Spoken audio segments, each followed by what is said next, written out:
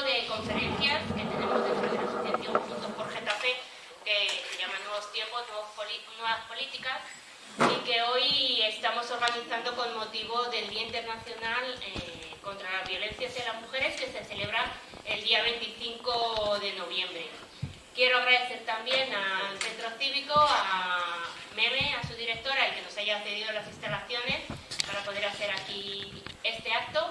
Y bueno, sobre todo, darles especialmente las gracias muy encarecidamente tanto a Ricardo como a Esther, que tienen unas agendas que no os podéis imaginar, las agendas que tienen de medio en medio, de tele en tele, de actividad en actividad. Y Esther venía esta tarde también de Telemadrid, Ricardo también con sus programas de tele, de radio y de todo. Y bueno, pues muchísimas gracias por estar esta tarde hoy aquí con nosotros en Getafe, compartiendo vuestro tiempo, que es lo más valioso que tenemos, con nosotras. Bueno, a Ricardo y a Esther los conocéis, pero apenas tenemos que esperar que tenemos ahí al chico un poco... sí, al chico siempre... a Ricardo y a Esther los conocéis perfectamente porque son habituales. Ellos son analistas políticos y grandes comunicadores los dos. Participan en diversas tertulias y medios de comunicación, tanto de la cadena SER como de Telemadrid, como de la cadena 13, en televisión española. Bueno, Ricardo además ha tenido responsabilidades en los gobiernos de Felipe González, ha sido director de comunicación de Iberia. Esther asume la corresponsalía de la cadena SER también, escribe en The Objective, y yo de verdad, mira, eso lo contento lo que están haciendo y yo me falta el tiempo, digo, no sé cómo le venía diciendo a Esther, no sé cómo eres capaz de abarcar a todo, por las noches en las tertulias, por la mañana a primera hora en la radio ya a las 6 de la mañana. Bueno, pues la verdad es que es un honor el contar aquí con nosotros para que nos contéis y nos transmitáis, pues en principio, cuál es vuestra experiencia, tanto Esther como Ricardo, en los medios de comunicación, como en vuestro trabajo, si habéis tenido alguna, bueno, cómo veis esto de la igualdad de los medios de comunicación, cómo se produce, porque el tema de nuestra charla es la importancia de los medios de comunicación en la sensibilización ante la violencia de género. Sabemos que cuando los medios de comunicación ponéis el foco y los periodistas ponéis el foco, la atención en un problema, y lo estamos viendo estos días en Valencia, que la gente de Valencia dice, no, que no se vaya la tele, que no se vayan los medios, que no se vayan los periodistas, porque cuando se apagan los focos se pierde la atención y los problemas siguen pasando. Entonces, bueno, ¿cómo veis vosotros la importancia, cómo pueden participar los medios en concienciar y sensibilizar en materia contra la violencia de género? Y bueno, ¿cuál es un poco vuestra experiencia personal en este sentido? Tanto Ricardo como no sé, ¿quién quiere empezar? Ricardo, por ejemplo. Bueno, muchas gracias. Un gran placer. Los periodistas tenemos una obligación que es conocer la realidad. Antes de nada, de escribir, de participar en tertulias o no, tenemos que conocer la realidad. Lugares como este, gracias Sandra, nos facilitan conocer la realidad. Cuando vosotros preguntéis, cuando y reflexionéis sobre estos temas que nos traen aquí, pues los periodistas, los buenos periodistas, toman nota. Dicen, esto es lo que piensa la gente, esto es lo que piensan las personas que sois destinatarias de nuestro trabajo, porque el trabajo del periodismo tiene el sentido que es relacionarse y recoger lo más verdadero posible y fieles a nuestro código ético y profesional, y es una gran ventaja el tener la posibilidad de estar tan cerca de personas que van a devolvernos lo que nosotros planteamos con preguntas, así que os agradecemos muchísimo y desde luego Esther también todo lo que podáis aportar y preguntarnos, porque esta es la realidad. Por supuesto, Esther está mucho más en tertulias que yo, porque Esther ahora es total. Tengo que pagar la hipoteca. Exacto. Eso es lo que es la realidad. Yo me he permitido escribir estas reflexiones, ¿no? No porque haya datos, sino porque al hilo de lo que me planteó Sandra, pues me han ido ocurriendo elementos, bueno, que pueden ser interesantes para luego abrir la tertulia, ¿no? Lo importante, en mi opinión, es muchas veces se desconoce cómo son los medios por dentro, qué pasa con los periodistas y por qué entonces las informaciones se orientan de una u otra forma. Y yo creo que este dato es clave para que entendáis a veces por qué el enfoque de la violencia de género, llevamos 40 mujeres fallecidas por violencia de género, por asesinato de género, a día 11 de noviembre es el dato, día 11 de noviembre en España 40 mujeres muertas, asesinadas, y miles, añado yo, de mujeres atemorizadas, de mujeres que realmente están siendo objeto de maltrato, están siendo objeto de amenazas, miles y miles de mujeres españolas, que también son víctimas de violencia de género. Esto lo digo porque los medios de comunicación sí que reflejamos, como no puede ser de otra manera, la actualidad de la violencia de género. Ha habido tal asesinato en tal provincia, y sobre eso hacemos a lo mejor 2, 3 páginas, y en la televisión se hace un reportaje, pero digamos ligados a una actualidad que sí es candente y que es la noticia inmediata, pero por eso me interesa muchísimo destacar el dato de que hay miles y miles de mujeres atemorizadas en España por la violencia de género. Y esa realidad, de ese temor, de esa incertidumbre, en los medios de comunicación no se suele reflejar. La función del redactor, que es las noticias que veis en televisión y que los informativos o en los medios digitales o en la prensa, la función la ejercen mayoritariamente mujeres. Es un elemento clave, ¿no? Mujeres. El 65% de nuestras redacciones están formadas por mujeres. Conforme va subiendo en el escalafón de responsabilidad, jefe de sección, redactor jefe, jefe de edición y, por supuesto, subdirectores y directores, en los medios audiovisuales no es así, la presencia está equilibrada de ambos sexos, pero en la mayoría de los medios la prevalencia es redactoras mujeres, jefes hombres. Y es muy relevante, porque la orientación de las informaciones sí suele ser: el redactor escribe con esa conciencia que tiene de información, pero no cabe duda de que son los jefes los que, digamos, articulan, titulan muchas veces y orientan en definitiva la noticia. Y ahí nos encontramos con que muy mayoritariamente hablamos de que las mujeres redactan y los hombres son los que deciden en los medios de comunicación españoles. El dato es elocuente: de los 100 medios de comunicación de mayor audiencia en España, solo 22 están dirigidos por mujeres. En 2023 es el dato. En 2022 eran 23 mujeres. Es decir, incluso vamos a peor. Hay menos directoras de medios cada vez respecto a los hombres, con una relación de 100 a 22.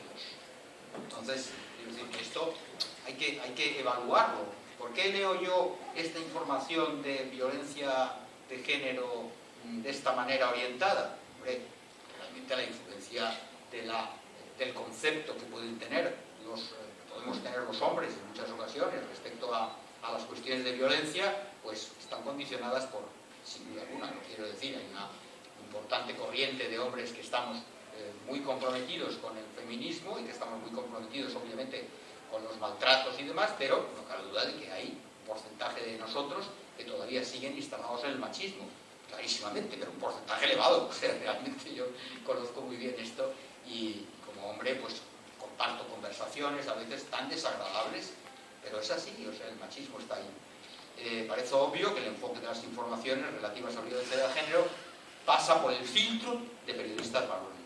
No quiero decir con ello que haya una falta de sensibilidad femenina en la mayoría de ellos, pero indudablemente este fenómeno está ahí. Como bien conocéis, además, para añadir más elementos al debate, los medios de comunicación viven la polarización que vive la sociedad española, bueno, la sociedad internacional. Se han colocado en uno de los lados de la división social. Medios progresistas tienen menos seguimiento en la Comunidad de Madrid en la que estamos, es decir, los medios progresistas son inferiores en seguimiento, en porcentaje y por tanto en la audiencia respecto a los medios conservadores, que en la Comunidad de Madrid, por audiencia digo, son mayoritarios, pero aproximadamente mayoritarios. En esos medios conservadores, evidentemente, el enfoque de la violencia de género pues es distinto. Medios conservadores, no quiero decir que nuestros amigos, no sé, Víctor Giro, por mencionar amigos y conocidos nuestros, sean unos machistas terribles, pero evidentemente su enfoque es el típico enfoque, digamos, ambiguo. Voy a dejarlo ahí, ambiguo. Sí, es verdad, sí, hay mucho... Es verdad, la violencia existe, pero también es porque ellas... Entonces ya introducen el elemento corrector, digamos, de la víctima es víctima, pero claro, si vamos un poco más allá, habrá que ver esa víctima bien. Entonces esta ambigüedad, sin duda, pues en la Comunidad de Madrid está muy presente en esos medios conservadores, que su enfoque es este, ¿no? Rechazan la violencia de género, pero no vuelcan toda la responsabilidad en el maltratador. Siempre hay algún matiz o alguna razón por la cual el maltratador sí es maltratador, pero a saber, esta ambigüedad se produce. Es obvio que el periodismo no puede ocultar la verdad.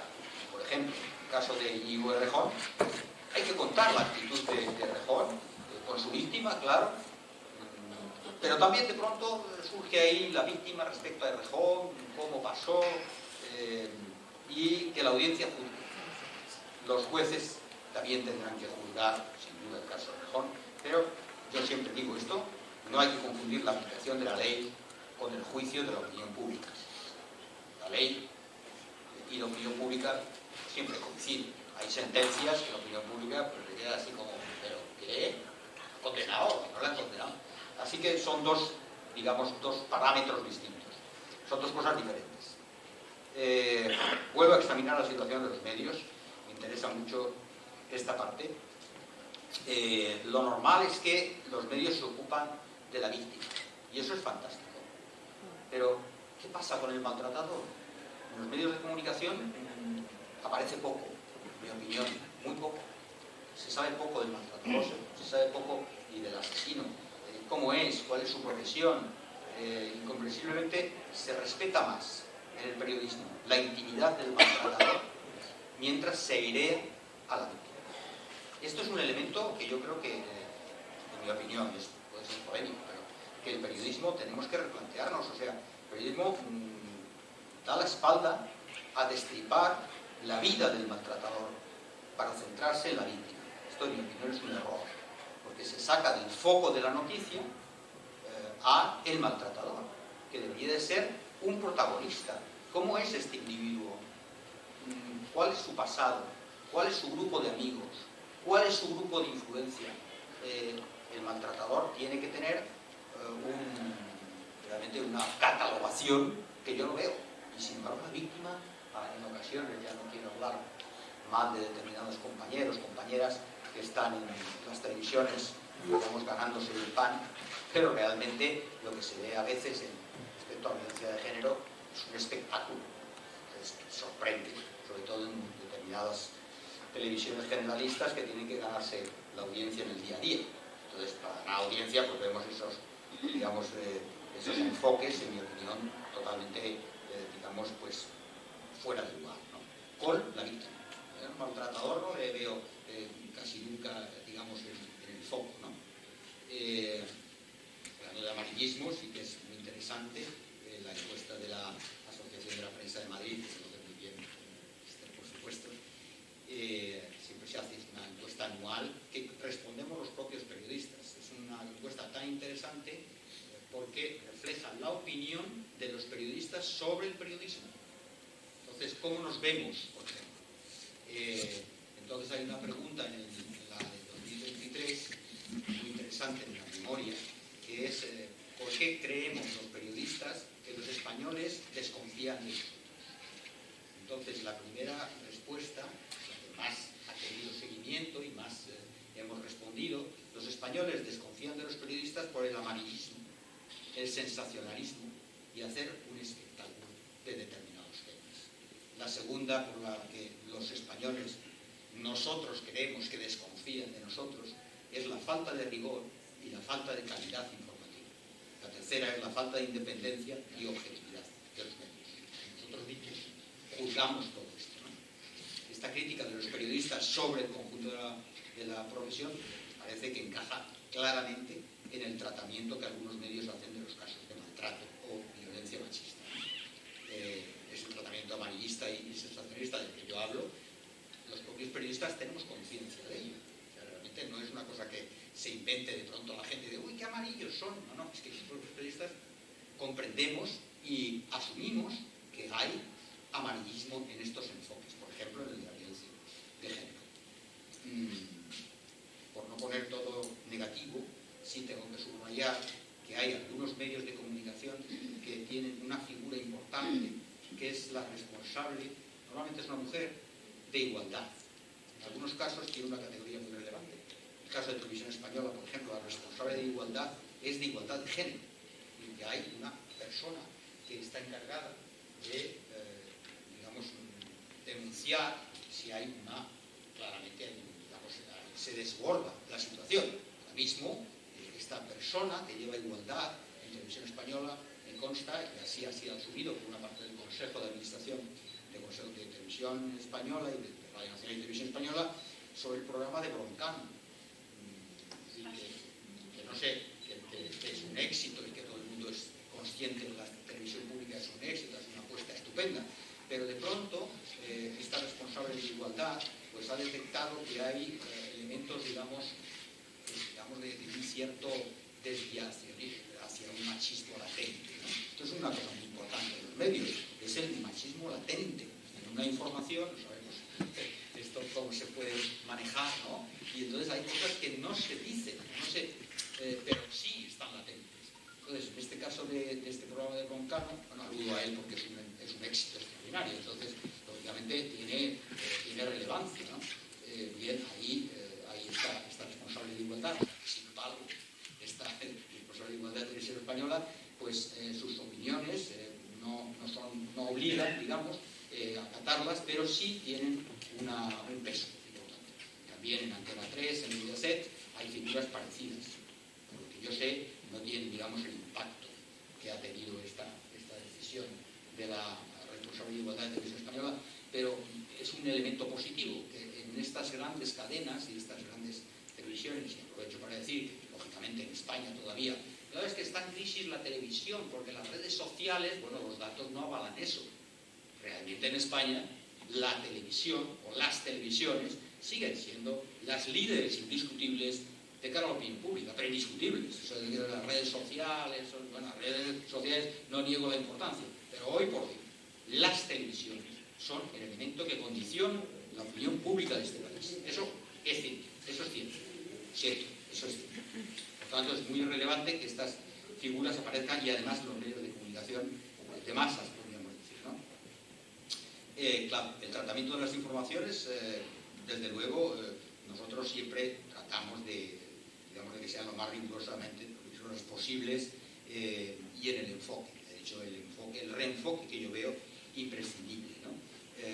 De la víctima, a veces morboso, tratamiento morboso, me había apuntado aquí, no te olvides de decirlo, que es este componente morboso que realmente yo creo que desacredita mucho a los medios de comunicación, sobre todo cuando son temas tan dolorosos como el que estamos tratando, ¿no? Así que yo creo que uno de los elementos de corrección que tenemos que introducir es, ya lo he dicho, el elemento de tratamiento igual, víctima y maltratador, asesino, en algunos casos, ¿no? Para enfocar cuál ha sido su conducta. El periodismo, anoto aquí también, ha olvidado en general su función didáctica. Yo creo que es un elemento que los periodistas, no sé por qué, arrastrados por las tendencias, digamos, de la sociedad, pues hemos abandonado, ¿no? El código ético del periodismo está la función ejemplarizante del periodismo, el compromiso con la sociedad, el compromiso con la verdad. Y a veces, pues, yo creo que eso lo hemos olvidado bastante. Así que somos periodistas para que la sociedad mejore en todos los sentidos. Y ese compromiso ético es intransferible. Por eso el periodista está obligado a hacer didáctica, y en ese sentido y a comprometerse. ¿Para qué? Para que los maltratadores no tengan sitio, para que sean condenados por la sociedad de una manera muy clara, contundente, de modo que los margine, digo, y aísle a todos aquellos hombres que tengan conductas machistas. ¿Por qué? Porque el machismo, mi opinión, es el sustrato de la violencia contra las mujeres. Es el sustrato.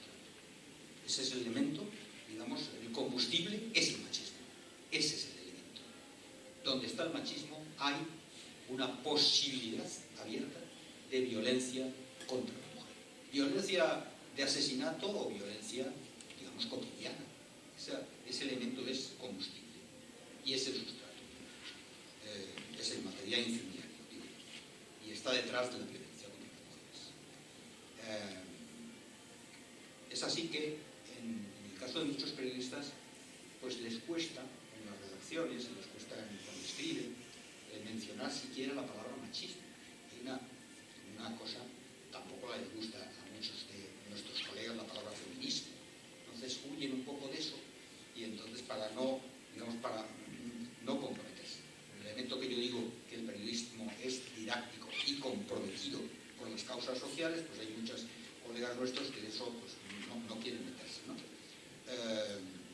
Quiero mencionar, desde hace algunos años, no muchos, pero sí movimientos también positivos, porque no me gusta dar una impresión tan negativa, obviamente, de la profesión. Ya hemos dicho el tema de igualdad, tan importante. Y también quiero traer aquí a colación que algunas asociaciones profesionales han difundido decálogos o códigos para facilitar a los periodistas determinados enfoques. Por ejemplo, en la salud mental, por ejemplo, en las adicciones, por ejemplo, en el suicidio, por ejemplo, en la discapacidad. Hay códigos que los periodistas consultan las páginas web, ¿no? Voluntariamente, pero pueden informarse. ¿Cómo tengo yo que tratar un suicidio? Pues te vas al código que ha establecido la Asociación de Periodistas junto con el Ministerio de Sanidad y dices, ¿qué no debes contar del suicidio? No debes contar detalles, por ejemplo. Pues ahí está escrito. ¿Debo silenciar el suicidio? No, jamás. Hay que hablar del suicidio. Pero en estas condiciones, hay un decálogo. También lo hay en adicciones. ¿Qué es lo que no debo contar a la gente sobre las adicciones? Para que la labor del periodismo sea didáctica y sea positiva y tenga influencia. Tengo que hacerlo de una manera determinada, orientada por quienes saben de este tema. De forma que los periodistas que quieren ser rigurosos tienen a mano una información rigurosa y científica que les indica cómo hay que tratar estos temas. En violencia de género también hay códigos, pocos, pero códigos que, los que yo conozco, eluden el compromiso radical, en mi opinión. Ese compromiso radical, ese enfoque radical, empujaría a los y las periodistas a hacer referencia, como he dicho, a la biografía del maltratador, del asesino, poner el foco en las conductas del individuo, eso es clave. Así que he hecho en falta también un código periodístico, y esto no lo hay, sobre la educación y la familia respecto a la violencia de género. Y hay que decir que en los medios de comunicación suele haber departamentos estancos, para que lo sepáis, que vertebran las redacciones. Digamos que no se dedican todos los periodistas a todo, aunque cada vez más sí, en los medios de comunicación los periodistas se dedican más a todo, pero todavía hay departamentos. Las informaciones de violencia de género, por ejemplo, pues las tratan determinados periodistas dentro de las redacciones. Las informaciones de educación y familia corresponden a otros periodistas y otros departamentos. Pero resulta que familia y escuela, en mi opinión, son claves para erradicar el machismo y la violencia de género. De manera que estos dos aspectos, el núcleo familiar que orienta y desde luego la escuela, tendrían que tener los periodistas unos códigos de cómo orientar en estas secciones tan importantes la violencia de género, el machismo y todos estos elementos que yo digo que son oscuros, pero que están presentes siempre en nuestra sociedad y que los periodistas a veces, o casi siempre, mejor, pues están obviando, ¿no? Esos temas, bueno, tal, hay que hacerlos. En resumen, el tratamiento periodístico de la violencia de género está condicionado, en mi opinión, por una prevalencia de varones en los puestos directivos de los medios, por supuesto en las empresas editoras, ya ni quiero decirlo porque os imagináis las editoras, digamos las propietarias, ahí ya sí que en los consejos de administración la presencia de mujeres ya es testimonial absolutamente, o sea, ahí sí que estamos hablando ya en general de lo que son las compañías, ¿no? Las empresas, los consejos de administración, sabemos ese porcentaje ridículo de mujeres que hay en los consejos de administración, ¿no? Bueno, en el caso de las empresas periodísticas, pues os podéis imaginar que es lo mismo. El tratamiento periodístico en la actualidad pone el foco en las víctimas, te lo digo, y mantiene a maltratadores y asesinos en una cierta zona de sombra como si su relevancia informativa no fuera tan relevante como yo creo que es. Después, como resumen, tienen que difundirse con mayor interés y frecuencia estos decálogos y códigos existentes sobre el tratamiento informativo de violencia de género, y las secciones de educación y familia tienen que abrirse a tratar informaciones con mayor frecuencia sobre la trascendencia de la familia y la escuela en el machismo, por ser combustible fundamental de la violencia de género y el asesinato de mujeres. Bueno,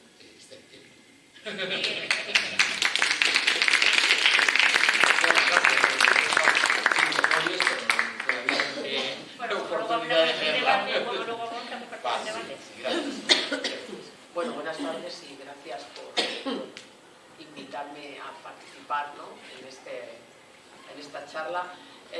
Yo he ido tomando algunas notas de las cosas que decía Ricardo y de otras que se me han ido ocurriendo pues, mientras escuchaba, ¿no? Si hablamos de violencia de género, creo que sería justo. Es verdad que hay 40, en este mismo momento hay 40 mujeres que han sido asesinadas en este año, y que es una tarea muy difícil y que es una lacra contra la que hay que luchar, pero contra la que no logramos, digamos, o una lacra que no logramos vencer, yo diría. Ahora, por ser justos, se ha hecho mucho desde la sociedad y desde la administración. Desde el punto de vista del legislador, hombre, yo recuerdo se había hecho antes, se habían hecho planes integrales, protocolos, etcétera, pero, si no recuerdo mal, la primera ley integral de violencia de género, que aunaba la labor de varios ministerios, se hace durante el gobierno de José Luis Rodríguez Zapatero, que puso bastante empeño en este asunto, ¿no? Desde entonces hasta ahora ha llovido mucho. Creo que políticamente, a mí me gusta enfocarlo también políticamente no íbamos mal. La aparición sobre todo de un partido, de Vox, que empieza a sacudir la propia filosofía, ¿no?, que llevamos. Había un consenso sobre la violencia de género, todos los partidos actuaban a una. Vox rompe ese consenso y Vox dice, no, esto es violencia intrafamiliar. No me toque las narices, esto pasa dentro de la familia. Ya bueno, pero es que el que muere no es el abuelo, es la mujer, generalmente. Entonces, llamémosle por su nombre. Bueno, se niega.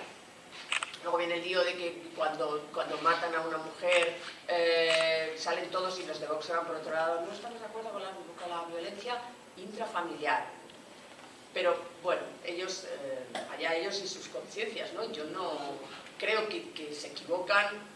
Y me da la sensación de que se equivocan a conciencia, es decir, que lo hacen a conciencia por marcar una diferencia y hacen flaco favor a la sociedad con esa diferenciación y con ese sembrar dudas, cuando no insidias en las redes sociales, etcétera, sobre los casos de violencia de género, lo que supone la violencia de género y la necesidad de actuar en los casos de violencia de género de una forma específica, como en su día se actuó con una ley antiterrorista. Porque si repasamos y vemos la cantidad de víctimas de violencia de género con las víctimas que ha habido del terrorismo, seguramente hay más víctimas de violencia de género que víctimas de la banda terrorista ETA, que es fundamentalmente la banda terrorista que hemos tenido aquí matando desde muchas décadas, ¿no?, hasta que desapareció. Yo creo que los medios de comunicación ¿qué más ha hecho la administración? Ha hecho muchas cosas. Ha hecho el sistema Biogen, que creo que está vigente desde el año 2004, que trata a las mujeres, a sus hijos, también a los maltratadores, los tienen registrados en este sistema Biogen, pero aún así queda muchísimo por hacer. Siempre se puede hacer más contra la violencia de género, y es que es un problema que no es solo del Ministerio del Interior, no es solo de proteger, no consiste solo en proteger a la víctima, no consiste solo en que los medios de comunicación hagamos hincapié en cada uno de esos casos, porque generalmente hacemos hincapié cuando muere la víctima. Es decir, casos de violencia de género hay todos los días a miles en España. Bueno, y no quiero ser agorera, en España, casualmente, donde la legislación de igualdad, digamos que no es tan avanzada como en Suecia, como en Dinamarca o como en Finlandia, que ellos están muchísimo más avanzados que nosotros en igualdad, en formar parte de los consejos de administración, en tener ayudas para, en fin, permisos paternos, maternos, ayudas a la maternidad, etcétera, etcétera, y normalización o igualdad real entre hombre y mujer. Bueno, pues esos países están mucho peor que nosotros. Primero, debo decir que empezaron a contabilizar las muertes por violencia de género después de España, o sea que empezaron más tarde, y que tienen muchísimo más. Es decir, en el caso, lo he estado consultando ahora, mientras en el caso de Dinamarca es un 32%, en el de Finlandia era un 30% y en el de Suecia, o los suecos, 28%. España está en el 12, el 13%. Bueno, es el número 11 entre los países del mundo que vigilan, luchan y trabajan contra la violencia de género. Y está mucho mejor en cifras, en datos, que estos países escandinavos que paradójicamente son modélicos a la hora de aplicar leyes y de asumir que el rol debe ser igual de hombre y mujer. Bueno, cosas que se han hecho, pues bueno, se han tomado medidas policiales, por supuesto, y de protección, yo creo que se han dotado partidas y partidas presupuestarias en todas las administraciones, porque no solo es el gobierno central, aquí tenemos las administraciones, y tanto del lío que las competencias es tuya, es mía, no, el gobierno central tiene, las comunidades autónomas tienen competencias, los ayuntamientos tienen, por lo menos la repercusión de la violencia de género, por supuesto, también tienen una implicación, porque es la administración más cercana, y todos han hecho siempre partidas, están invirtiendo, pero no conseguimos acabar con la violencia de género. Claro, ojalá yo supiera y tuviera la clave, es decir, ¿en qué podemos ayudar los medios de comunicación? En visibilizar, en educar. Ahí ya no tengo tan claro si hacemos una tarea tan didáctica como debiera. Sí, decías, Ricardo, que deberíamos poner el foco en el maltratador.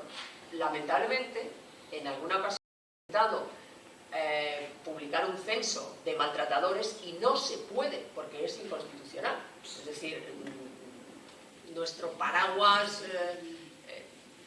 legislativo no permite que tú pongas el foco sobre esas personas. En el caso de las víctimas ponemos el foco porque contamos una historia periodística, ¿no? Es decir, hacemos el relato del suceso,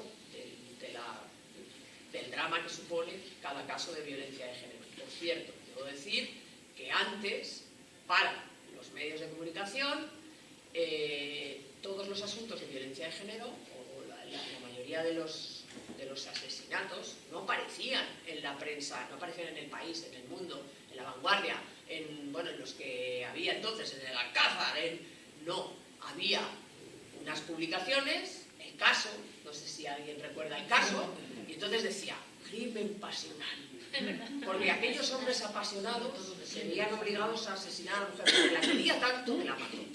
Bueno, pues esa filosofía ya hemos conseguido que eso no sea así, es decir, que el crimen de un agresor es un crimen y se publica como el crimen de un asesino.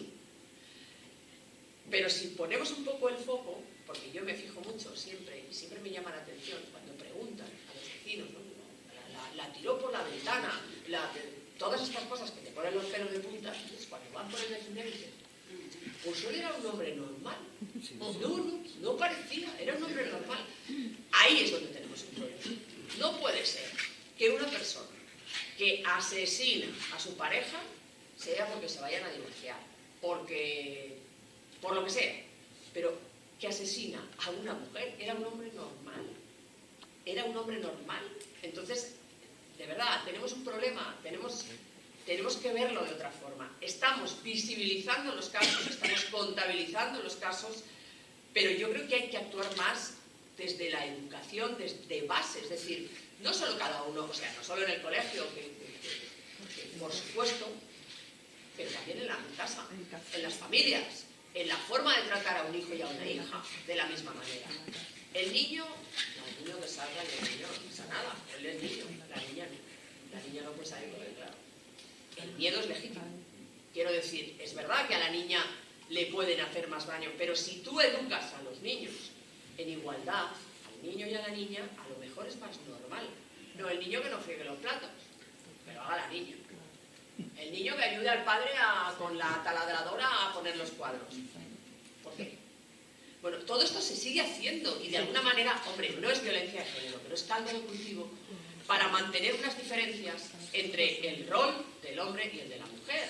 O sea, si yo no digo que en las pruebas de atletismo compitan juntos, porque no, porque físicamente y biológicamente somos diferentes, lógicamente. Pero sí digo que evidentemente si cuando un hombre asesina a una mujer, hombre, se vale fundamentalmente de que tiene más fuerza, ¿no? Entonces, y que ha sido educado en la dominación, normalmente. Dominación que empieza con tonterías, con eso de, no, el niño que no juegue con, el niño que juegue con lo que quiera, y que juegue con su hermana, y que sean tratados como iguales. Y si el niño tiene que poner la mesa, que la ponga, y la niña tiene que fregar los platos, pues, pero al día siguiente cambiemos la tarea y que cada uno haga, es decir, todo eso no solo es una tarea de la administración, es decir, ni del gobierno central, comunidades, es una tarea que hay que hacer, o sea, todos deberíamos pensar y ser honestos y sinceros con nosotros mismos y decir, ¿alguna vez yo he adoptado alguna actitud machista? Yo sí, seguro, porque a lo mejor lo aprendí de mi padre y de mi madre y he mantenido ese esquema. Entonces es muy difícil, yo lo entiendo, es complicado cambiar los papeles. También en los medios de comunicación. En los medios de comunicación nos regimos por lo políticamente correcto. Y ahora afloramos los casos de violencia de género, condenamos la violencia de género, pero, oye, a lo mejor dentro de una redacción se siguen produciendo actitudes machistas. Vamos, no digo a lo mejor, afirmo que ocurre. Porque la gente sigue teniendo una mentalidad pues que no es la que porque la han aprendido, porque les han educado, nos han educado así. Es decir, yo creo que hay que hacer muchísima labor, sobre todo educativa, didáctica, y por supuesto en los medios de comunicación tenemos una parte importante, pero no toda. Es decir, aquí cada cual tiene que poner su granito de arena. No puede ser que era un hombre estupendo.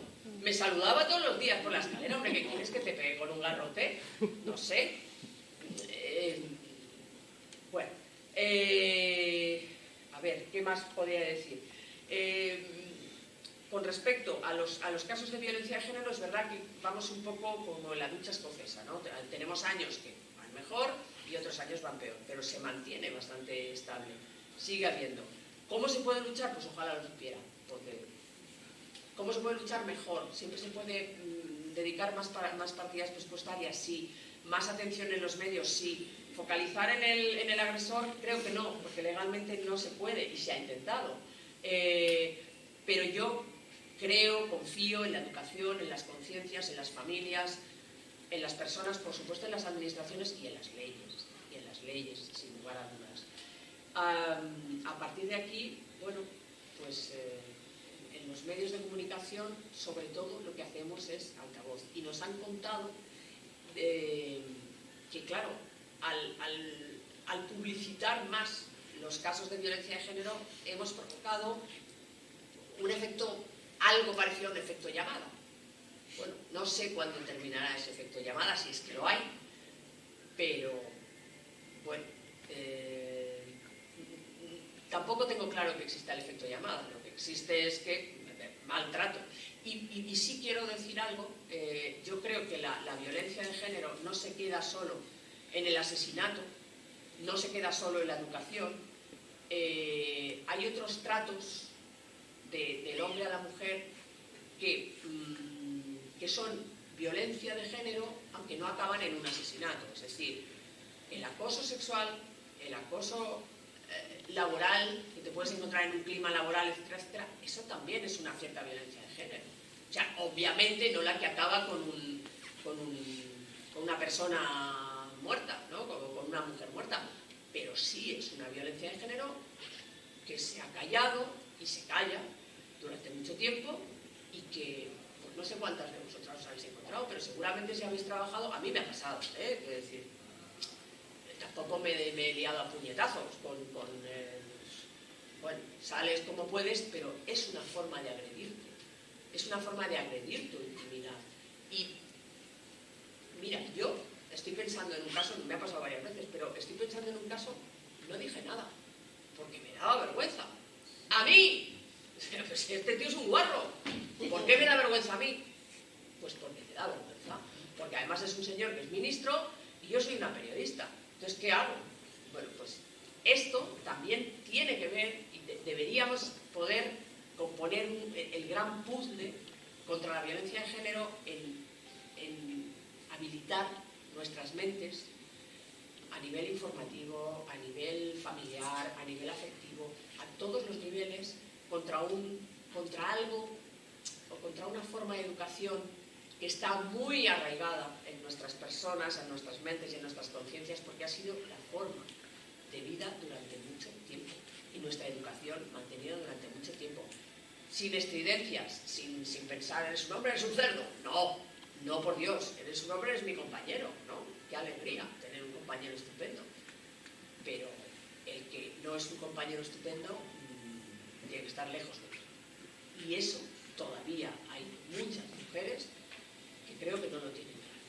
Y bueno, yo prefiero que, no sé, yo lanzo todo esto para la reflexión, para el debate, para que comentéis lo que pensáis y por supuesto si tenéis ideas de lo que se puede hacer o lo que se puede mejorar, en fin, siempre se puede poner más dinero, pero a lo mejor hay que ponerle más pasión, ¿no? Para acabar con lo que llamaban antes crímenes pasionales y otro tipo de actitudes que no acaban en crimen, pero son igualmente violencia de género. Y ya está aquí. Muy bien.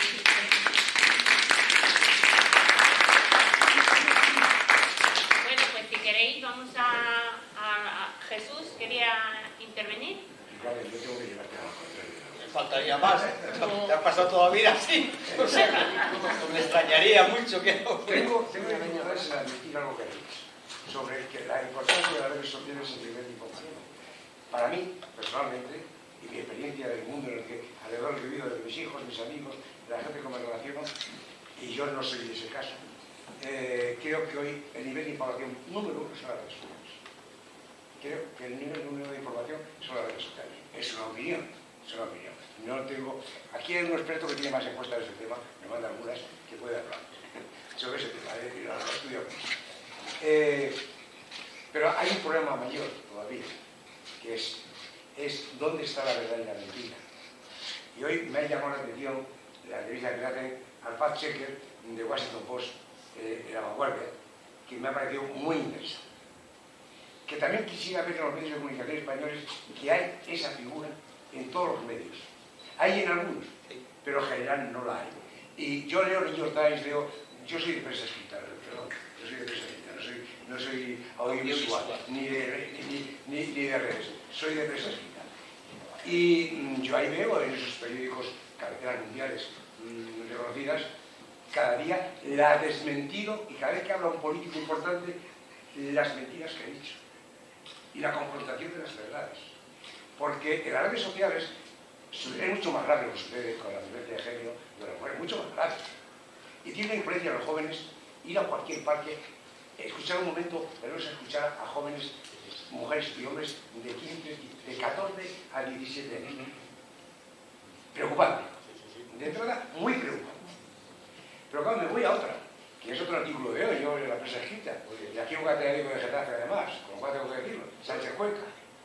Y claro, el titular ya es muy significativo, el titular de hoy de Sánchez Cuenca me parece muy significativo. Tú y el éxito internacional del cretinismo político. Claro, pero ahí hay algo muy grave. ¿Qué ha pasado en Estados Unidos que han votado a Trump siendo un maltratador condenado? Ha sido elegido presidente de Estados Unidos. Va a nombrar ministro de Justicia, el equivalente al ministro de Justicia, a un maltratador y a un violador de menores. ¿Qué está pasando en la sociedad? Porque si pasa en Estados Unidos, no nos engañemos. es el número 1 mundial. Y en comunicación y en propaganda, el número 1 no, lo superan todo. Y como dice este fact-checker, dice, el señor Elon Musk, personaje que hay que seguirle la pista, que nos quiere matar en la Tierra e irse a Marte, pero después matarnos aquí, compró Twitter o X, porque no decía sus mentiras. A esto hay que ponerle coto. Los gobiernos tienen la responsabilidad de poner coto a estas grandes multinacionales de la información, tienen la responsabilidad de poner coto a la mentira. Claro, porque la sociedad americana, ¿por qué ha votado eso? Mi pregunta es, ¿cómo a esa pregunta y esa idea, ¿por qué la sociedad americana ha votado ese cretinismo y a sus cretinos? Algo grave sucede, algo muy grave. Está pasando distinto en España, yo creo que en España no es diferente. Que el cretinismo aquí sigue creciendo. Y más de lo que pensamos. Entonces, lo de Estados Unidos va a venir, o viene. Esto hay, mi opinión no vale. Vosotros que estáis más en los medios, ¿cómo se puede parar esto?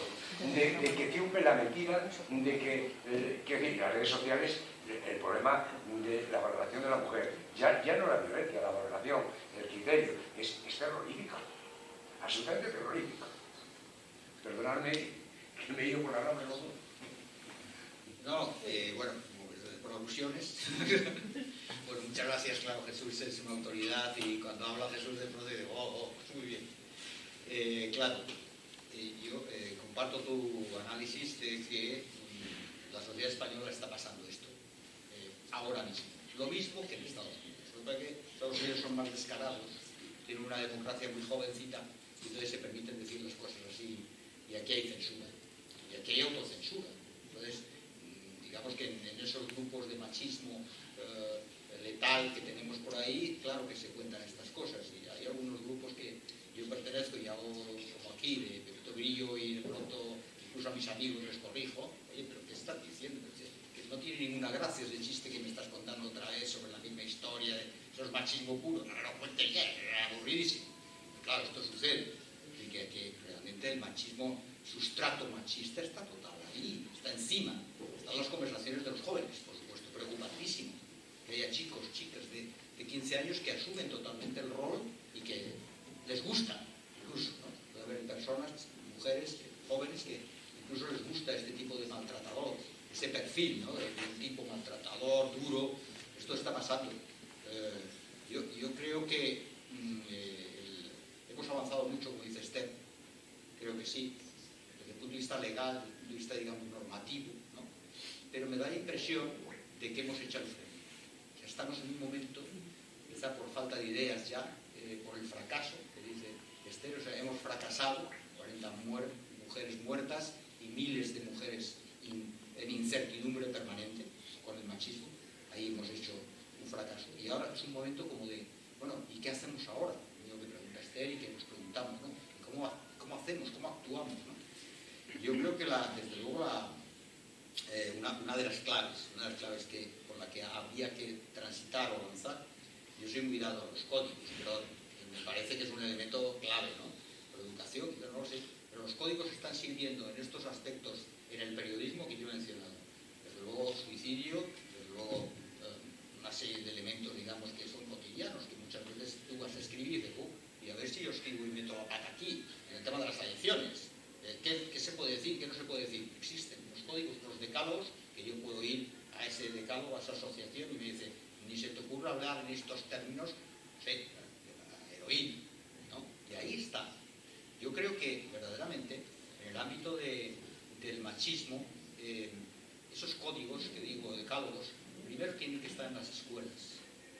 Yo creo que en las escuelas tiene que haber un decálogo que los profesores puedan utilizar y a sus alumnos y decirles, estos elementos son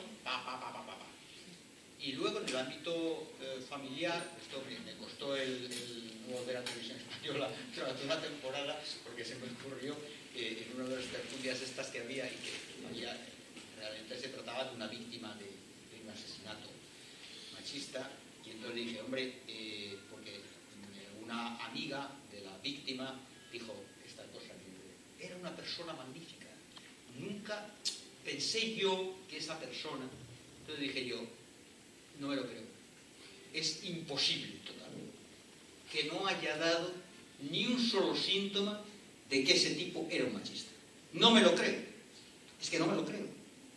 O sea, esa persona tenía ya un perfil, a lo mejor el que tiene el 90% de los hombres en España. Tenía ya un, no sé, algo había. ¿Qué decía? No era un maltratador, pero a lo mejor decía, no me gusta que te pongas esa falda. ¿Perdón? Nunca más. O sea, hay que decir, o sea, ¿qué síntomas son los que detectan un machista? Es eso.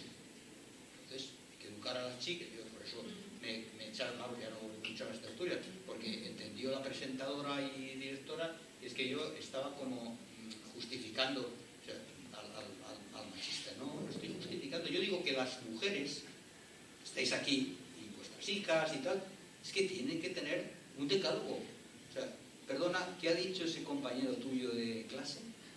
Pues no, ha dicho una broma que ha gastado. Una broma. Una broma. Cuidado con eso.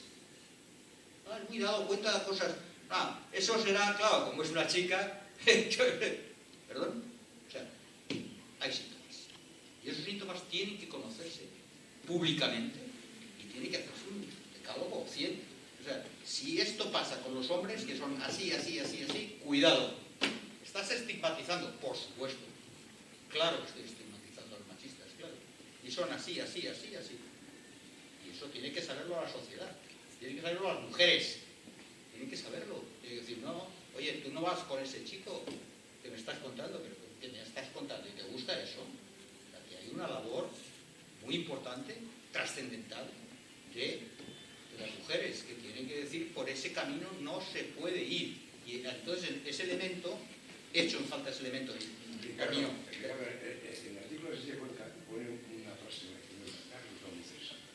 Porque falta, una parte de la que falta respecto al tema de la violencia de género, de los derechos de las mujeres, es la mediación social, porque los partidos han desaparecido de la sociedad, los sindicatos casi han desaparecido de la sociedad, las organizaciones de vecinos, etc., han desaparecido en los últimos 40 años. No hay mediación social que influya en estas ideas puertas, en esta educación, en esta cultura. Lo dice, yo creo que muy bien Sánchez Puerto ahí ese tema. Tenemos un problema en la sociedad. Pero eso, bueno, no quiero monopolizar. Sí, no quiero tampoco. Pero eso conduce, Jesús, a la importancia de los medios de comunicación, que se han convertido, y de la comunicación, y las redes sociales, que se han convertido realmente en el liderazgo de la sociedad.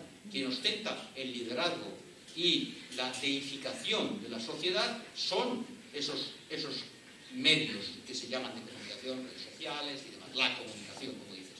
Porque las organizaciones intermedias que teníamos hasta hace relativamente poco, realmente, digamos, no tienen la influencia que tenían anteriormente. Pero por añadir solo un elemento también polémico, en algún artículo sobre violencia de género y asesinato de mujeres, a algún periodista se le ocurrió consultar un psiquiatra sobre el asesino.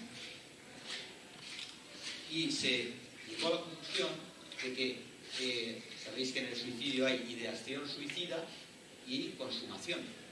Entonces, primero hay una ideación que puede llegar a consumarse o no. En el caso de los maltratadores y de los asesinos, hay un periodo en el cual están en la ideación.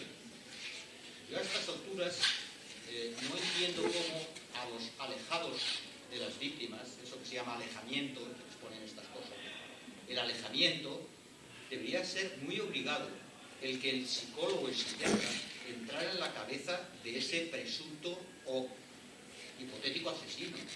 Estamos ante conductas que tienen que tener un nuevo elemento a considerar.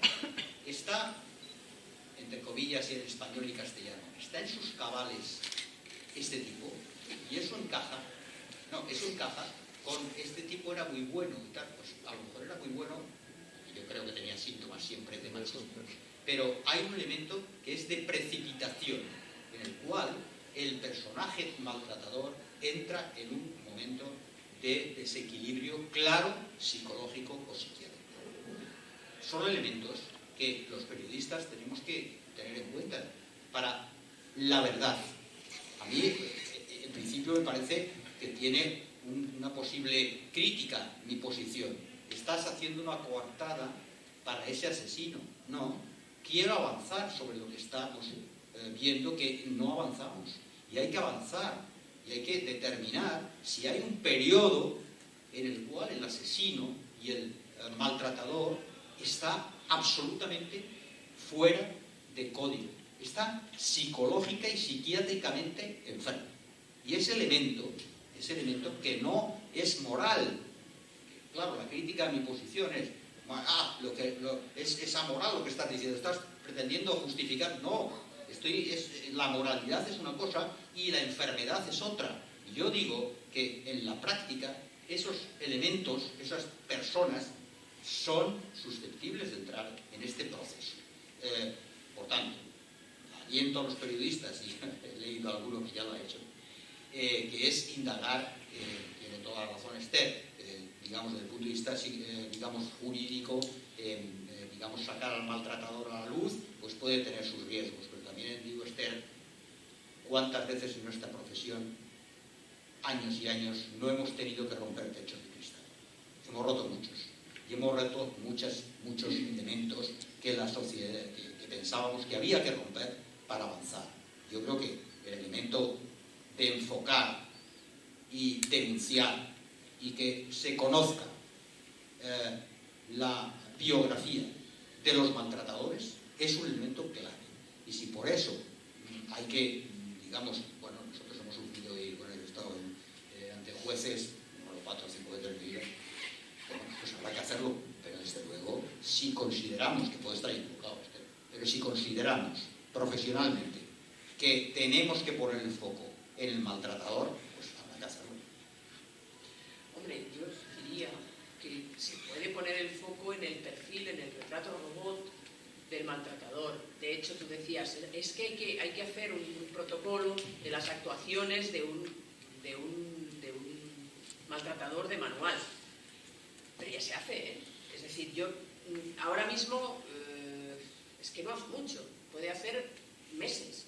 He visto algunos anuncios, creo que del Ministerio de Igualdad, pero no hace mucho, hace poco, de una chica que está con sus amigas y entonces le hace una videollamada al novio: ¿y dónde estás? ¿Y con quién estás? Pues ya te lo he dicho, con las amigas, enséñamelo.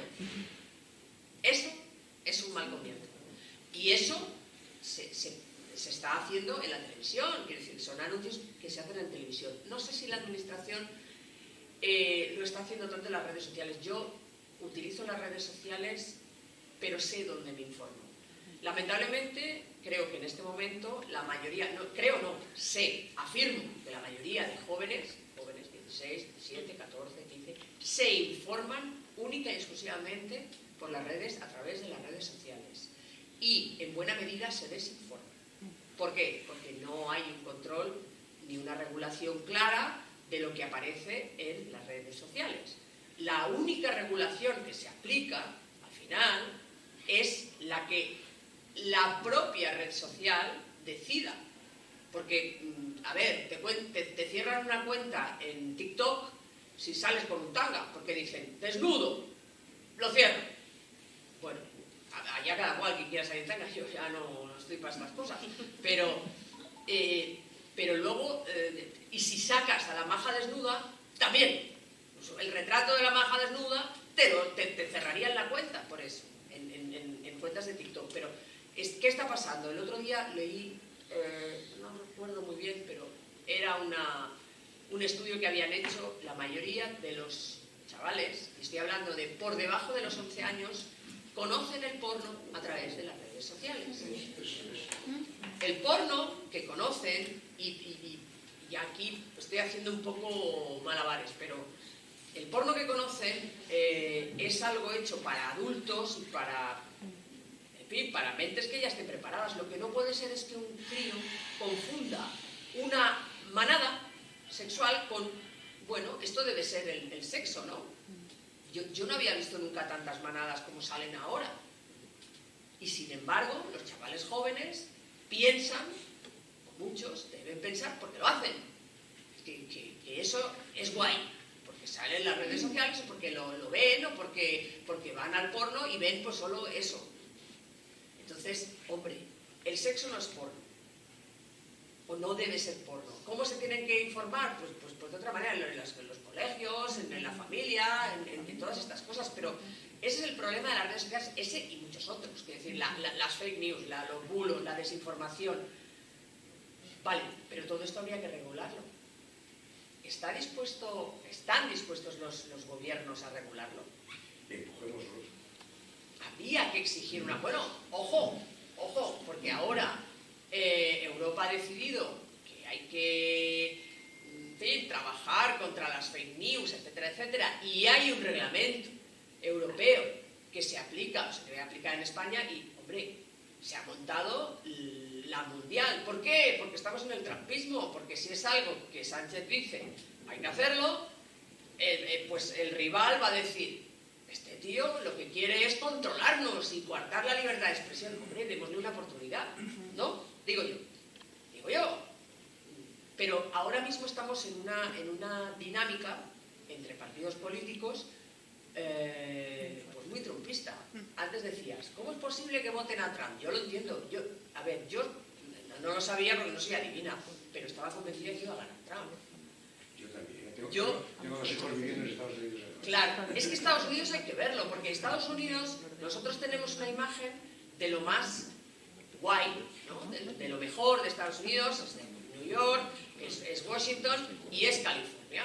Pero es que Estados Unidos es Minnesota, y es Ohio, y es Texas, y es sitios donde dicen, no, mire, para empezar, usted no me toque las narices, que yo tengo derecho a tener mis armas, porque tengo derecho a defenderme.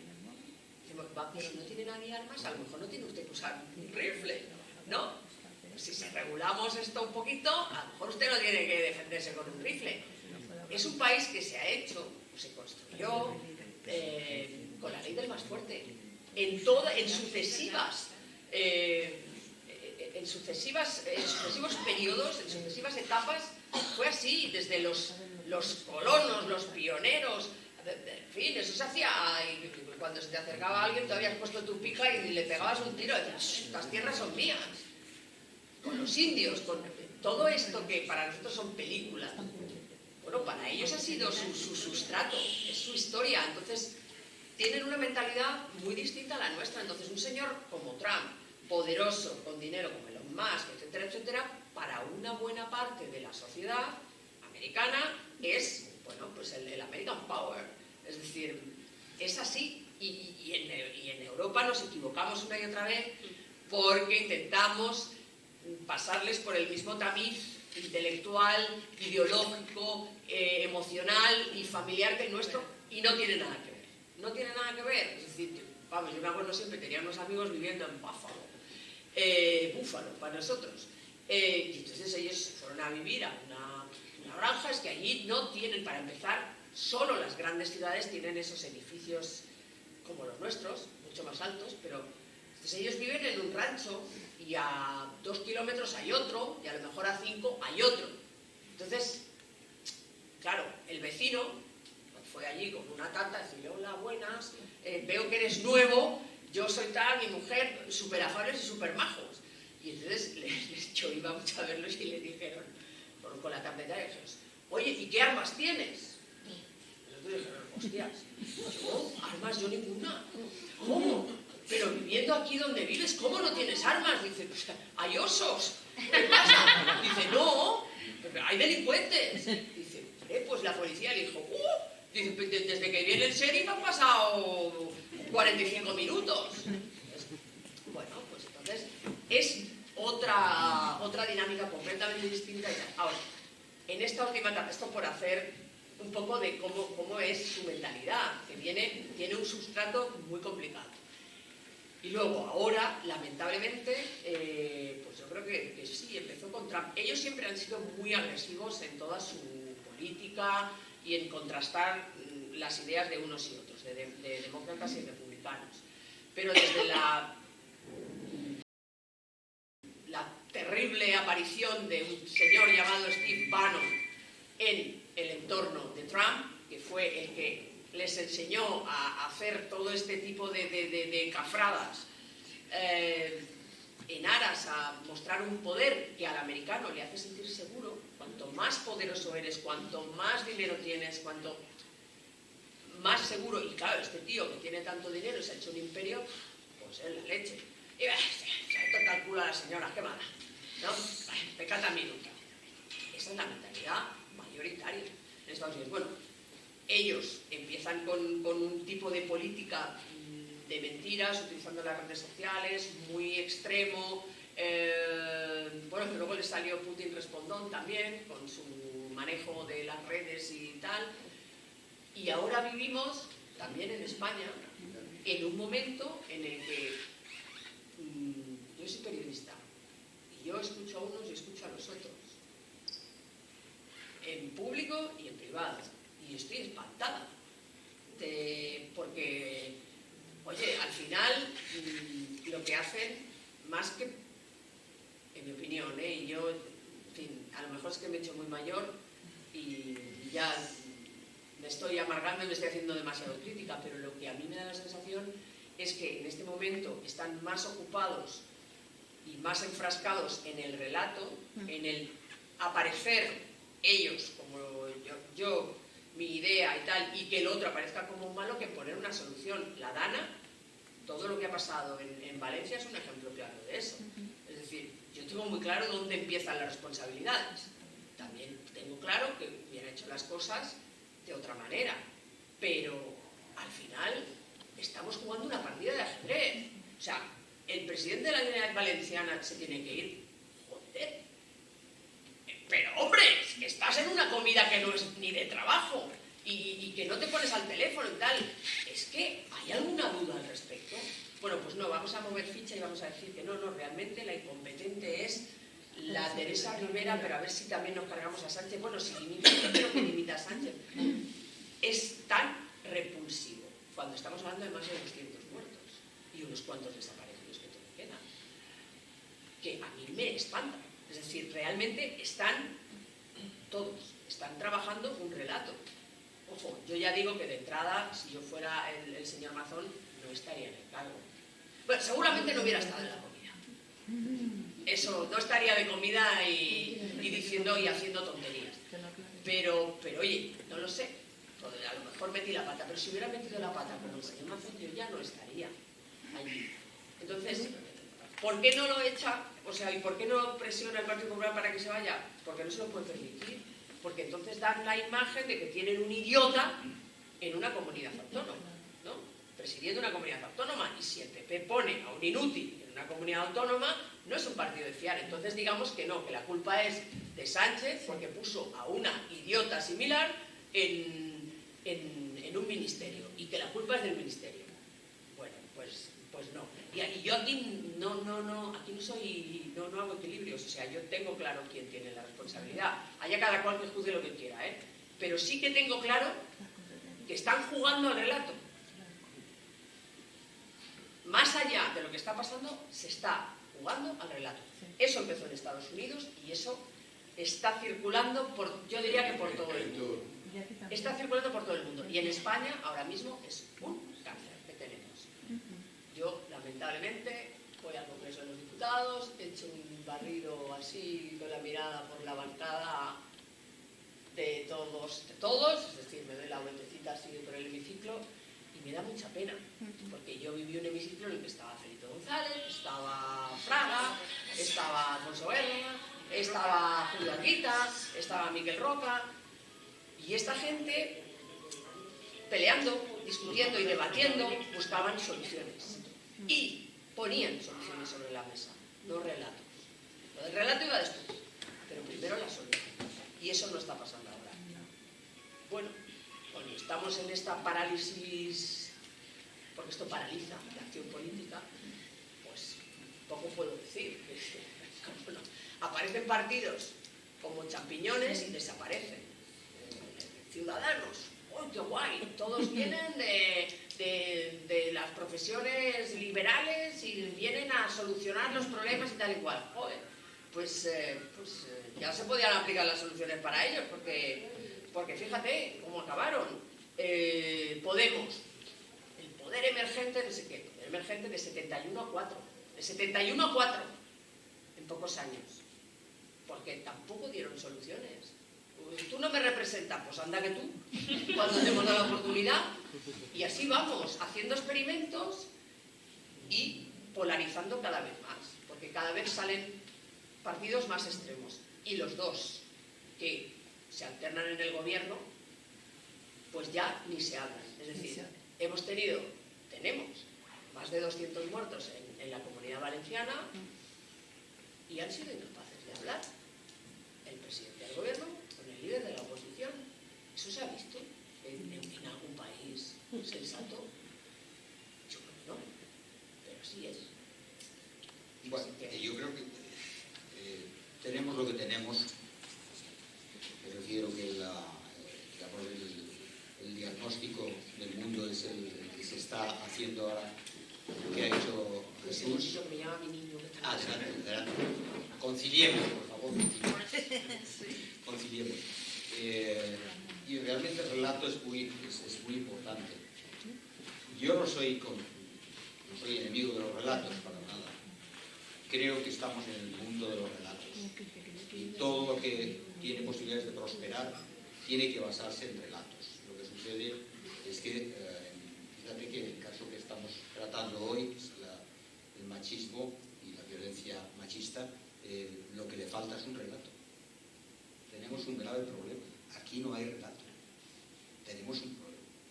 No hay un relato. Por eso no hay una acción social que lleve adelante un relato pobre, digamos, ¿no? El relato es la evidencia. Hay 40 mujeres asesinadas y miles atemorizadas. Pero eso no es un relato. Ni Steve Bannon, por supuesto el maestro Steve Bannon, ni los que se dedican a hacer relato en la política española. Hubo un Targil antes. Sí, es verdad. El Instituto Democrático. Pero toda esa gente que hace relato, al periodista le molesta el relato vacío. Y reconoce, yo como periodista reconozco la grandeza teórica del relato, el éxito del relato. Lo que sucede es que el periodismo creo que aporta un elemento clave a los relatores, que la mayoría de ellos son más bien personas de marketing. El marketing, que yo tengo tanta relación por mi condición de consultor de empresa, y mi pelea con los del marketing es esta siempre, ¿no? Es que creo que hay que basar el relato en verdades. No digo una verdad suprema, pero bueno, si hacemos un relato sobre el éxito de nuestra compañía, no puede basarse el relato en que tenemos pérdidas 4 años seguidos. No, es que también podemos hacer un relato sobre eso, de éxito. No, podemos hacer un relato de éxito sobre 4 años de pérdidas acumuladas. Perdón. O sea, habrá que hacer un relato, digamos, creíble. Y ahí es donde fallan los relatos, digamos, mentirosos que estamos viviendo en la política internacional, por ejemplo, en el caso de Estados Unidos. El relato no se basa en nada cierto. Es una construcción totalmente virtual. Pero el relato, como elemento, digamos, de convencer a la sociedad y de ser capaces de arrastrar a la sociedad en el buen sentido, en este caso que nos ocupa aquí, lo que falta realmente es relato. Solo tenemos realidad, 40 muertos, 40 personas, mujeres fallecidas encima de la mesa. Eso es poco para un relato. Lo que falta es precisamente cargar el relato de elementos que arrastren a la sociedad hacia soluciones mejores y hacia poner solución a la propia sociedad. Yo creo que encaja perfectamente en el debate lo que ha comentado Jesús. Estamos basándonos en relatos, claro. Relatos que son mentirosos. En el caso de Trump, imaginemos, ¿no? Porque yo, no quiero entrar en la polémica de Trump, pero tengo mucha fe en lo mentiroso que es Trump. Tengo muchísima fe en eso, porque él dijo en la primera legislatura que le tocó, que ganó, creo en una América para los americanos, no nos vamos a meter en ningún lío internacional. Tardó 2 meses en meterse en 6 líos al tiempo. Entonces es un mentiroso. Por tanto, él dice que no va a apoyar a Zelensky, va a apoyar a Zelensky.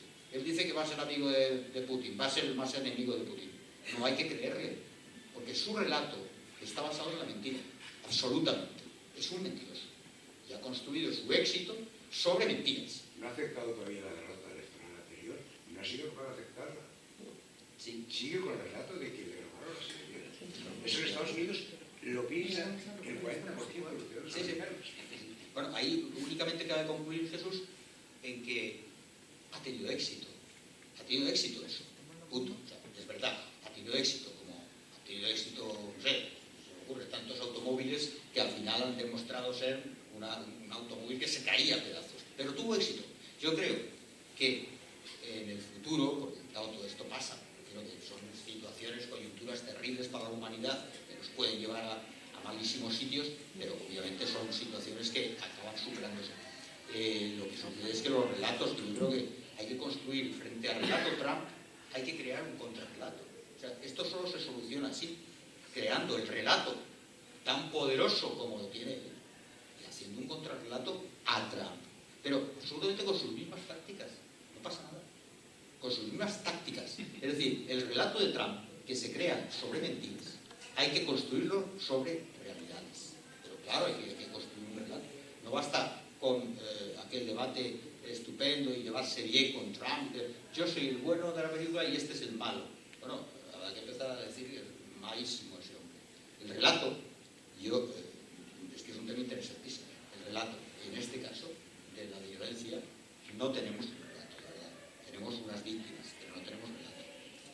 Y ese relato, yo no digo que los periodistas seamos los que tengamos que construir ese relato, pero algunos elementos de lo que había que construir están en esto. Hay que construir un relato basado en que las jóvenes no pueden tolerar esto. Eso es un relato. Las jóvenes tienen que rebelarse con el machismo. Eso es un relato. Entonces, ese relato hay que crearlo y hay que crearlo. Pero ese relato, con estas crisis que estáis relatando, dicho sea de paso, Esther y tú, que es pero ¿cómo hacemos esto si los poderes públicos no están? Bueno, yo creo que eso no es cierto. No es cierto. Los poderes públicos están, y el Estado está, y existe, y tenemos un Estado bastante grande, tenemos un Estado bastante, y a mí me encanta, pero enorme, y que abarca todo. O sea, el pueblo no salva al pueblo, eso es falso. Quien salva al pueblo es los presupuestos del Estado aplicados a las autovías, y en 20 días este puente, me refiero al ministro, pues ha conseguido rehabilitar autovías AB, etcétera. Eso es obra del Estado, es obra del Estado. O sea, ese relato está llamado a falso. Pero yo creo que el Estado existe, el Estado tiene el deber de crear un relato sobre estos asuntos. Y si no, el Estado tiene que crear ese relato. Y los periodistas, yo creo que ahí sí que tenemos esta misión, siempre la hemos tenido, en realidad los periodistas sí que dicen, no influyen nada ya los periodistas, joder, no influyen nada, madre mía, que se lo pregunten a Sánchez y a Begoña Gómez, ¿cómo que no construyen nada? Bueno, con alianzas importantes de los jueces, pero están construyendo un relato de que tenemos un presidente que es un delincuente, eso es un relato, y están construyéndolo muy bien. Y son los periodistas los que están construyendo ese relato, aliados con el poder político de la oposición y con la judicatura. Entonces, ese es un relato fenomenal, pero se está saliendo muy bien, están haciendo un súper relato, o sea, enhorabuena, estáis haciendo un gran relato. Así que, claro, están haciendo relato, y los periodistas hacemos relato. Nos ocupamos de otro relato. Probablemente el relato sobre lo que hoy nos trae aquí no lo estamos haciendo, pero claro que se puede hacer. Yo creo que algunos elementos están aquí dichos. El relato es los maltratadores, que se ponga el foco en ellos, cómo son de miserables estos tipos en la vida cotidiana. Ya se les conocía, sí, estas personas hacen cosas muy malas en su intimidad, es ponerles el foco y desacreditarlos. Eso es relato. Y en las familias y en los jóvenes, las chicas jóvenes tienen que ser protagonistas de ese relato. Yo no voy con un tipo que dice que yo soy su dueño. ¿Qué? ¿Que él es dueño de qué? te quiero tanto que yo voy a hacer contigo, tú eres mi dueña. Yo soy tu dueño, tú eres mía. ¿Qué? A la vez, primera, que alguien diga tú eres mía, ese tipo tiene que dejar cualquier relación conmigo. Ese relato es exitoso, pero no se construye. Entonces hay que construir relatos. Quiero decir, concluyo. Creo en los relatos. Número uno, creo en los relatos basados, bueno, en verdades, pero hay que hacer relatos frente a la mentira, frente a la manipulación, frente a la construcción de relatos en sitios de Madrid muy céntricos. Pues hay que hacer otro relato, porque el relato, y termino, solo se combate con otro relato. Y con eso. Pues un segundito, vamos a dar la última palabra que había pedido el Charo, brevemente, y ya con esto ya terminamos para irnos a conciliar. Gracias, Sandra. Yo me conformaría con que se aplicasen los protocolos antiviolencia de género y machistas, tanto en empresas, periodistas, bueno, en cualquier tipo de empresa. Porque hay protocolos que no se aplican y que cuando por parte de alguien se manifiesta que se están vulnerando una serie de derechos, que los comportamientos son machistas y que esos derechos, los derechos de ese trabajador y trabajadoras están vulnerando de esas maneras, normalmente se mira hacia otro lado. Sindicatos, directivos, y sobre todo, y también en la empresa pública, o sea, los que defienden en un atril los derechos de y las normas antimachismo y las leyes que crean realmente, y luego no lo aplican. No lo aplican. Y cuando denuncias, tampoco hace caso, o sea, tampoco escuchan. Se van. Eso por ahí. Respecto a lo que comentabas, que a la niña, a las jovencitas hay que decirlas, en el momento que tú no estás conmigo, y al niño hay que decirle, en el momento que tú hagas esto, tú y yo nos vamos a ver. No voy a tolerar un comportamiento machista, hijo mío, de ninguna clase. También al niño. Y es verdad, la sociedad, el círculo social de las víctimas de violencia miran para otro lado.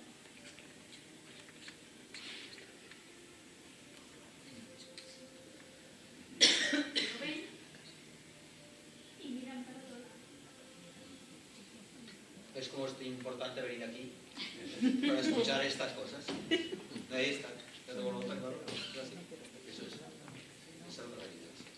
Es que realmente yo soy convencido de que el machismo no tiene ideología. Es una gran bobada esta que de pronto si soy progresista no soy machista, no, o sea, es así, o sea, no, o sea, hay grandes progresistas y gentes estupendas de izquierdas que realmente son machistas.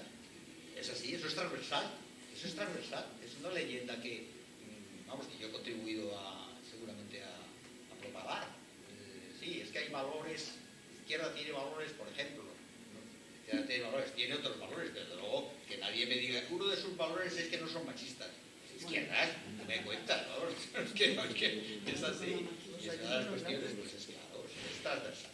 Machismo y el maltrato y es transversal. Esto hay que decirlo, es una gran verdad. Pero tradicionalmente, déjame decirte, al menos en este país, quien más ha empujado contra la violencia machista un poquito más ha sido la izquierda que la derecha. Las mujeres de izquierda. Perdóname. Y de la igualdad, cada uno ha tenido su método. A mí, la aparición de las cuotas, que es como han funcionado la mayoría de partidos por ahí en Europa, las cuotas, pues eso, en los consejos de administración, en los partidos políticos, en el Congreso de los Diputados, las listas cremalleras, todas estas cosas han sido generalmente procedentes de partidos de izquierdas. La derecha decía, no, es que yo pongo a una presidenta del Senado, a una ministra de Educación, o pongo a no sé qué, y yo pongo a las mejores. Y yo a veces me preguntaba, viendo lo que había, decía, ¿seguro que son las mejores? Pero, oye, yo, cuando hay tal déficit, soy partidaria de las cuotas. Y eso no quiere decir que, tú entras por una cuota. No, oiga, yo entro porque valgo. Pero si no ponen cuota, no entro. Y no entro nunca. Y así, durante muchos años estuvimos sin cuotas, sin entrar. Cuando hubo cuotas, se entró. Y se empezó a entrar. Y seguiremos avanzando. Pero, bueno, en fin, por no hacer una equidistancia donde no lo merecen. El machismo puede ser transversal. Pero las políticas de igualdad y las políticas de lucha contra el machismo tienen más acogida y más impulso casi siempre en la izquierda. Eso estoy de acuerdo, como no, pero hago una acotación. Gracias fundamentalmente a la presión de las mujeres progresistas. Es decir, digamos, el conjunto de la izquierda ha tomado estas decisiones legislativas, que están ahí en la historia de España, ya están en la historia de España, con una presión muy fuerte de las mujeres de esos partidos progresistas. Eso es una cosa que también está en la historia, ¿no? O sea que por sí mismos los hombres, sin esa presión, aunque fueran hombres de izquierdas, yo dudo mucho, vamos, estoy convencido, dudo totalmente de que hubieran asumido las políticas de igualdad como lo han hecho. Gracias a las mujeres progresistas de la izquierda española que se han producido estos avances. De esto estoy convencido. Pues muy bien. Pues con esta reflexión de Ricardo y de